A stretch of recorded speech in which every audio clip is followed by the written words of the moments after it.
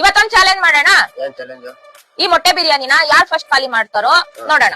ನಾನ್ first ಖಾಲಿ ಮಾಡಿದ್ರೆ ಈ ವಿಡಿಯೋ 5 ಸರಿ ಶೇರ್ ಆಗತ್ತೆ. ನಾವು ಖಾಲಿ ಮಾಡ್ಬೇಕಾ? ನೀನ್ ಖಾಲಿ ಮಾಡಿದ್ರೆ 10 ಸರಿ ಶೇರ್ ಮಾಡ್ಬೇಕು. ಹೌದಾ? ನೋಡೋಣ. Time starts now.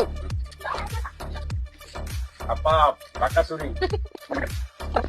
ಲಾಸ್ಟ್ ತನಕ ವಿಡಿಯೋ ನೋಡಿ ನಾನೇ ಗೆಲ್ಲೋದು ಅಂತ ಒಂದು ಕಾನ್ಫಿಡೆಂಟ್ ಅಲ್ಲಿ ಚಾಲೆಂಜ್ ಗೆಲ್ಲೇಬೇಕು ಅಂತ ಹೇಳಿ ಜಾಸ್ತಿ ಅನ್ನ ತಗೊಂಡು ತಿಂತಾ ಇದ್ದೆ.